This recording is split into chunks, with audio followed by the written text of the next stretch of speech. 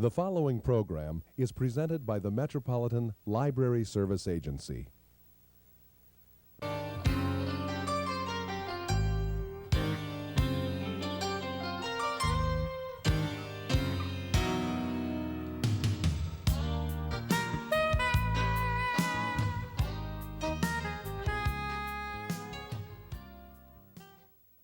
Good evening, and welcome to the first ever regional video Winedown. Every month, Metronet, the multi-type library network, sponsors a Winedown, and usually we get together physically.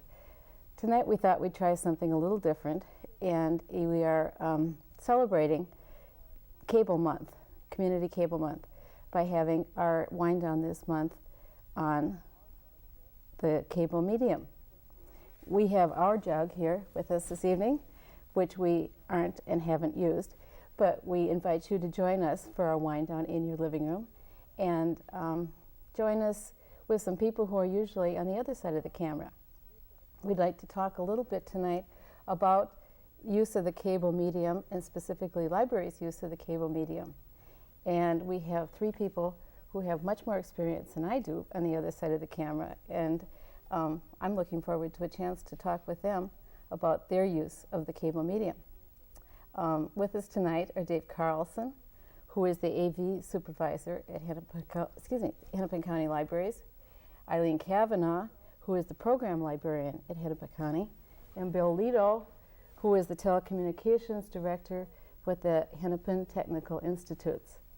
All of these people have been producing and planning and envisioning the possibilities. Some of us have been involved with cable from a sort of a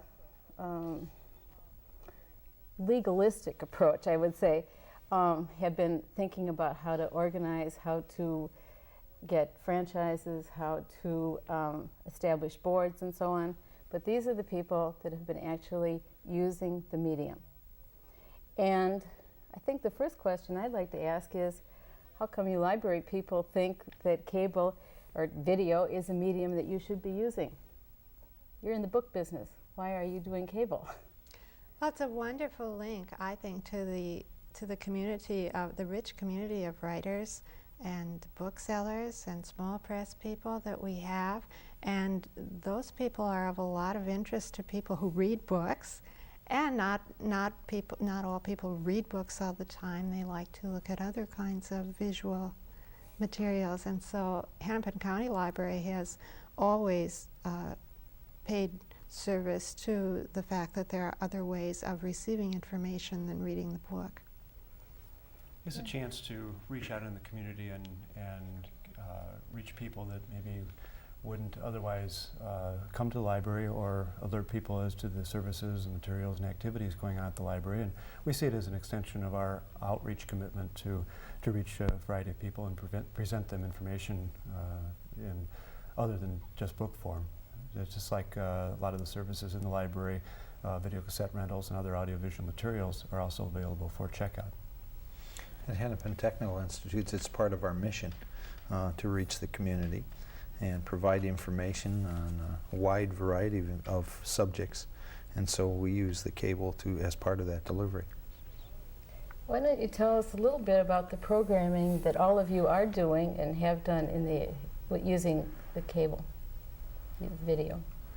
Well, Hennepin County Library has been involved in producing programs for cable for several years.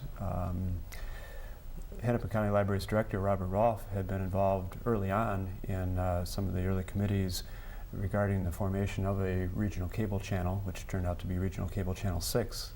And I followed through when I was hired, and eventually that dream turned into a reality, and hopefully that Channel 6 will prove to be a success, and I think it's on a good line now. We've also been committed to producing programs for the 7 individual cable systems within our library service area.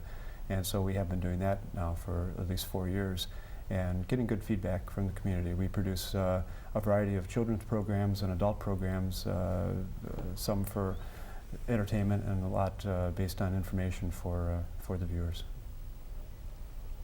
It might be worth stopping just a minute and explain just a bit about Channel 6 itself before we talk a little more about the programming. The Twin Cities is unique in having a regional cable channel, I think, and it should probably be mentioned that people have worked hard for 12, 15 years to assure that we do have that one regional cable channel. And the point of it is that every cable system, of which there are, Dave, you probably know how many in the Metro area, I think it's 25 to 30. Quite a few, anyway. Yeah. Individual cable franchises, each negotiated with the city. Each of those franchise negotiations includes a regional cable channel that shall be uniform. And there is a regional board that deals with that cable channel. And although cable's been here a long time, the regional channel has just become activated in recent times, in the past year and a half or so. And one of the institutional members of that regional cable group is the library system, MELSA. And that's the programming we're discussing here, is that which has been done by MELSA through Hennepin County. I believe the Technical Institutes are another member, Yes, they are. institutional member of the regional cable channel, which is officially known as the Twin Cities Regional Cable Channel. Eileen, you've been producing here and sponsoring programs particularly related to authors and publishing in the Twin Cities area. Do you want to tell us a little bit about how you've been using your institutional membership specifically with the Northern Lights programming? We decided that we would use a half-hour slot of our hour slot to deal with Minnesota authors, and then as we thought that out, we wanted to broaden it out a bit and include other people who were in the literary field. And in the process of deciding who we would use, it was really exciting to see how many authors that we have in this area, not only how many we have, but how many were very graciously willing to participate with us in the series. We have videotaped about 58 at this point, and we have a list of perhaps 70 that we can still do. And it was just a really insightful and an eye-opener, if you'll pardon the pun, to me to know how many authors and local presses and people in the field that we had in the Twin Cities, not only that we had, but who were willing to work with us. It's been really exciting to meet these people and to find out what fine work they do. Say a word about how you interview the people. And Dave, Well, we decided to, rather than go with one person to interview the multitudes of potential authors out there, we decided to try and match people in the, mostly in the library community, library staff of ours and other MELSA libraries, and others that were interested in doing it, try and match them up according to either their interest or their knowledge of the author. And so in essence, we're having mostly amateur interviewers for the program, but it's really worked out well. I think that interest and enthusiasm for the interviewer to the interviewee is really shows throughout the program. And you get some very nice dialogues and discussions. It really has turned into a nice informal chat with the author, and I think that's one reason the program has been successful, is that it has been able to grow that way, and the authors have felt comfortable appearing. They spread the word, and they offer suggestions as to other authors to come on, and the program's really taken off from there. this is your chance to tell us about the time slot that you have for the Northern Lights series. Well, we've been fortunate to have it on a regular time slot, which I think is one reason that you can build up an audience, but it's on at 7 o'clock p.m. every Wednesday evening on Twin Cities Regional Cable Channel 6. It's a half-hour program. What if you don't have cable?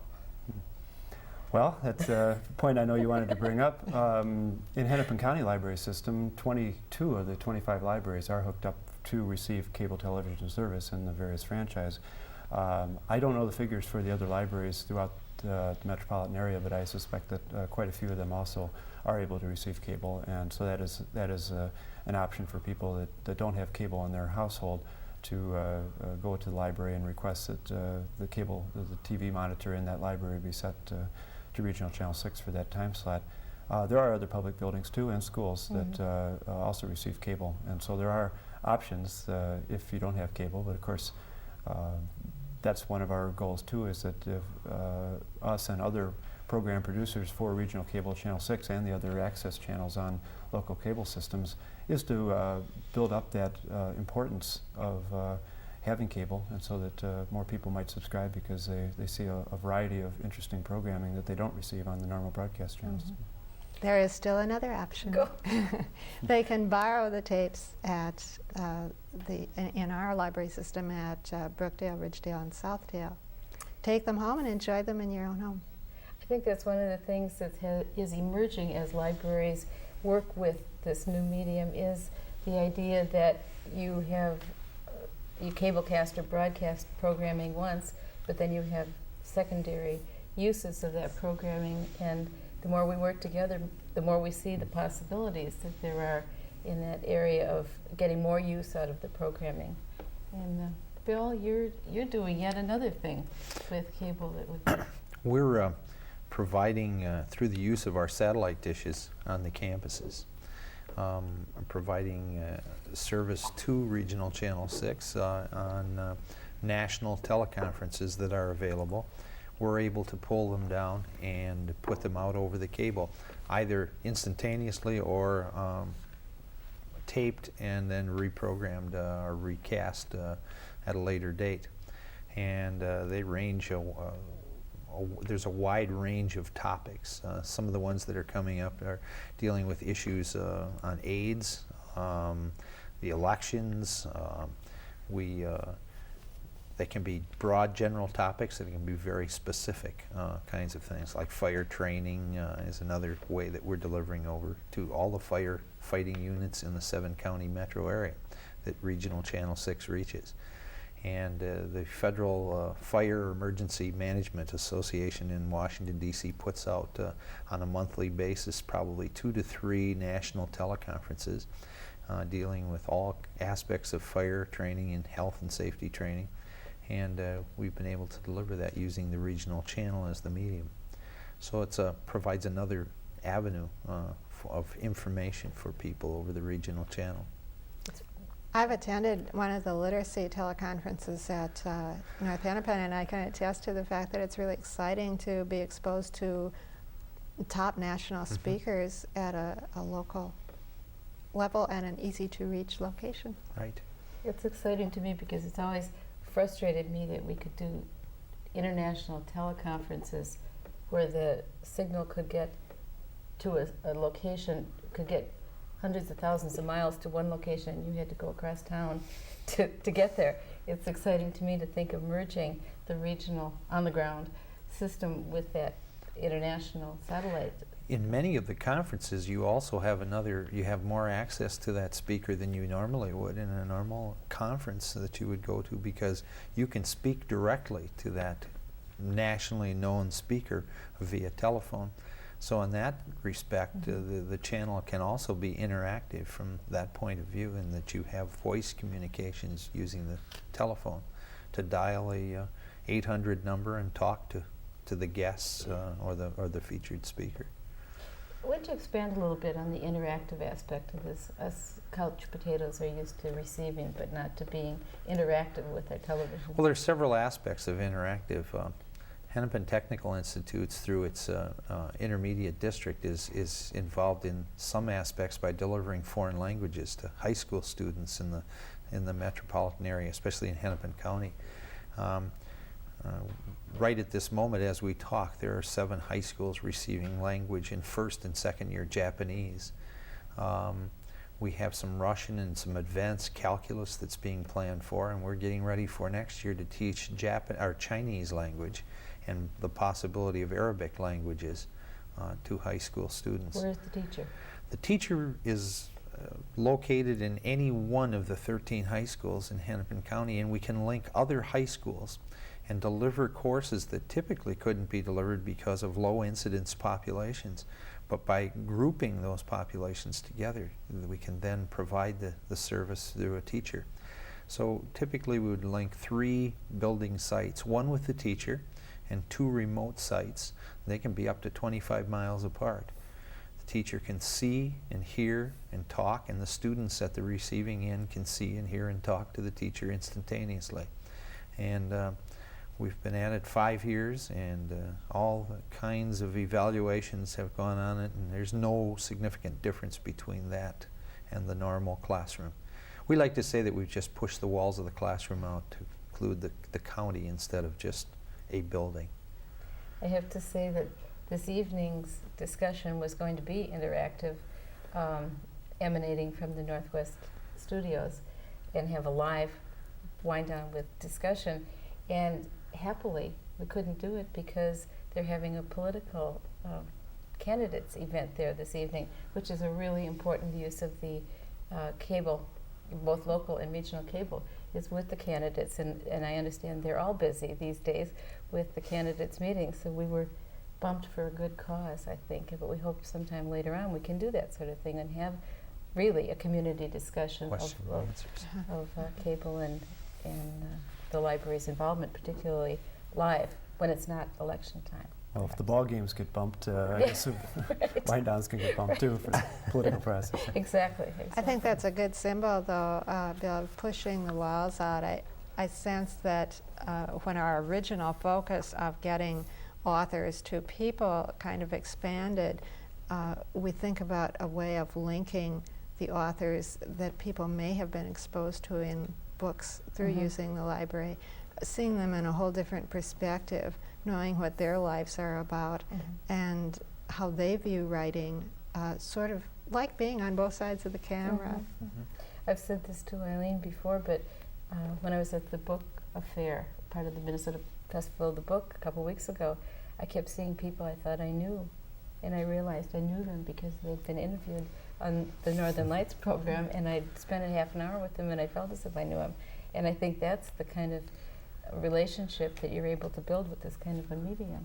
And indeed, when I went to Minnesota Author Awards and looked at the list of the finalists, I thought, oh, that looks just like my own list. We have them. I want to switch back to one thing. You mentioned about going to the library to get the tapes of the Northern Lights series, particularly. You didn't tell us how that works. You didn't talk about how those tapes get into the libraries. Well, we decided that since there was an interest in the authors, for a variety of reasons, even a lot of high school and college students do reports and need information on the authors, so we figured it was natural to have those tapes available. We've already been sending some of the copies out to libraries for presentations right at the library to the public, and so the next extension was certainly that the public have accessibility to those tapes too. We put the first 17 episodes of Northern Lights and Insights into the collection and went through the processing and cataloging and all that any normal AV material will go through. And right away they were popular, and we've had a number of circulations, very surprisingly high number of circulations already on the programs. Every single one is circulated. Actually, they're bestsellers. Oh, I like it. I like it. I would also be remiss in not explaining the set behind us. Another program we were doing we've been doing for Regional Cable Channel 6, which is called All About Kids. And it's a program that Gretchen Ronka, who couldn't be here tonight, was helping put together, dealing with children's issues and activities and services that are provided to children. It's really aimed at adults and parents, adults that work with children.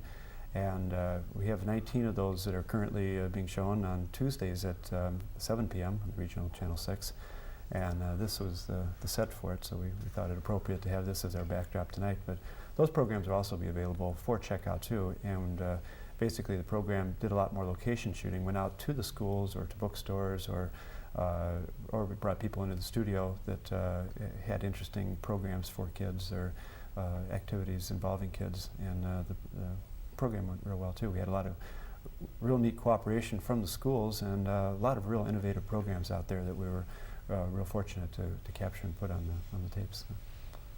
It was a great connector with the schools and sort of a showcase for what kids can do in a creative way in a school setting.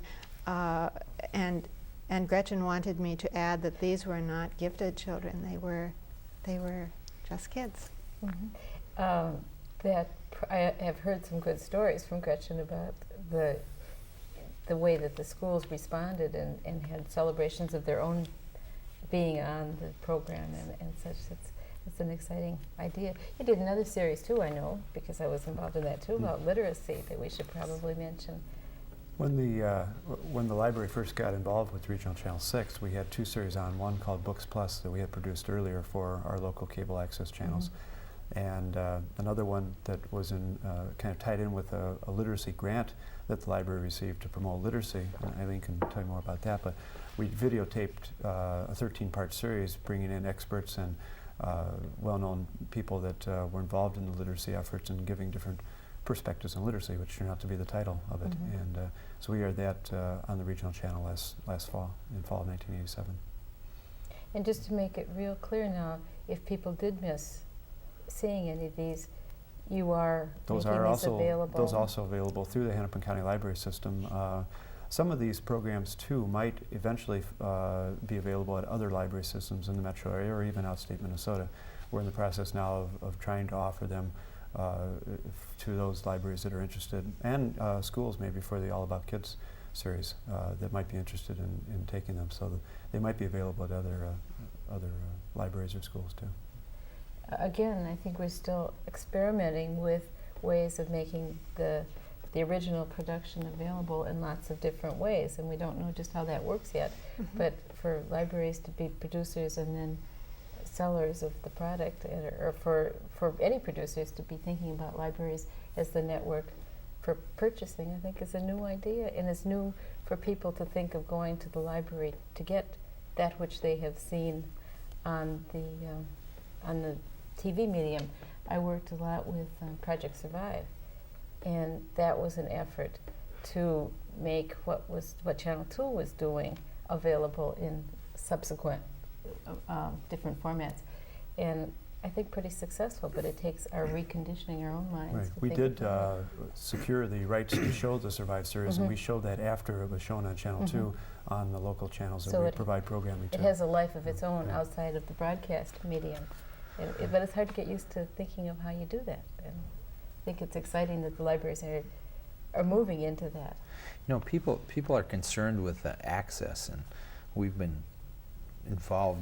Dave and myself have been involved with the cable companies in the area for probably 6, 7, almost 8 years now in some of these cases. And very early we were looking around for something to fill the cable channels with, and someone came up with the idea of putting on a GED series that was produced by Kentucky Educational Television.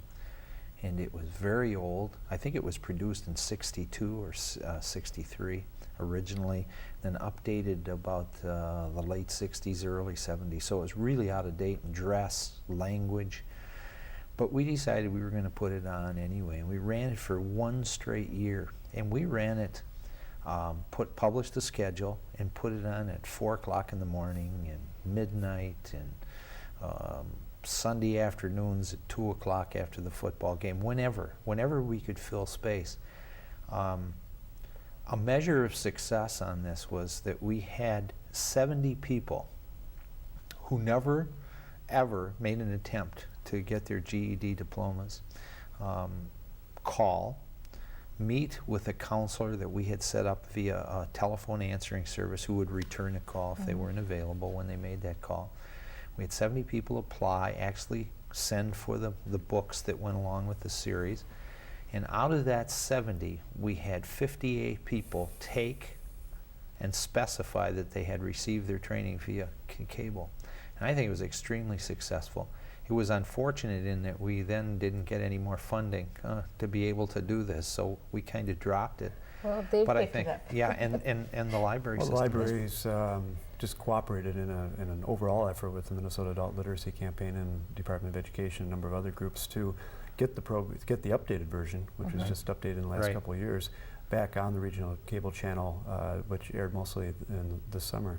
And from what I understand, they had good response. Well, we are also offering the tapes available in the libraries. I know a number of schools Right. also See, have it's a those tapes. fascinating way of reaching a population Yes. that we think sometimes may not have access to this, but really do through this service. Well, I know that the GED tapes were on Channel 6 in the metro area over the last summer, and now that the adult literacy campaign people have been meeting with cable people from greater Minnesota to see how they can use the same medium there. So it takes time, but we all get used to using the And medium indeed different did ways. receive money to do this for the coming year. So it all started with you, but That's it's great. spreading. I think that is one of that it starts small and That's it exactly spreads, right. and that's what we always hope for. We're always surprised at how many comments, how many phone calls that we get from people who, for one reason or another. A woman called me recently from a community services organization and said that she teaches a course on Minnesota authors, and she had no idea that anybody did anything like this, and she was so delighted. So there are those wonderful surprises every day from... Well, you bring up a good point, Eileen, and I think that is that we don't know exactly where the signal goes and who gets it and who responds. If people come to the library and they check out books, you know that. Yes. But You know it's what we hard need for us is to- a Nielsen rating system for cable. Truly, we do. I was so interested to hear you mention those statistics, because on our GED task force, one of the things that's happened is how can we prove to legislative folks exactly. that people really do take their GED test as a result of And it this. provides a service to people who are self-conscious. They may have not darkened the doors of a school for 20 years and really feel the need, and it's always been pushed into the background to raise a family or to move about in the job market. But they feel very self-conscious about coming into a school building and being confronted by maybe people who are half their age, but the TV provides them a certain amount of privacy that, which is funny, because we always think of it the other way around, but it really does, and they can be hidden and also receive the training at the same time. Well, the TV has lots of good things. It has limitations, and that's Oh, time. Yes. And regular wind downs don't have this limitation, so we'll do this again at another wind down when we aren't working by the clock.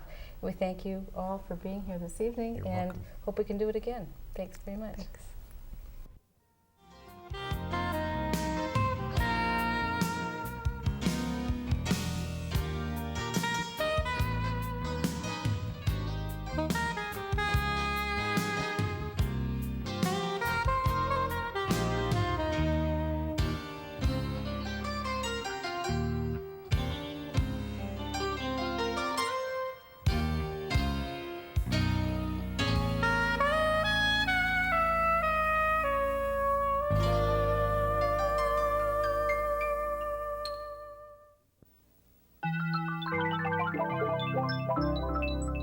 This has been a presentation of Hennepin County Library in conjunction with the Twin Cities Metropolitan Library Service Agency.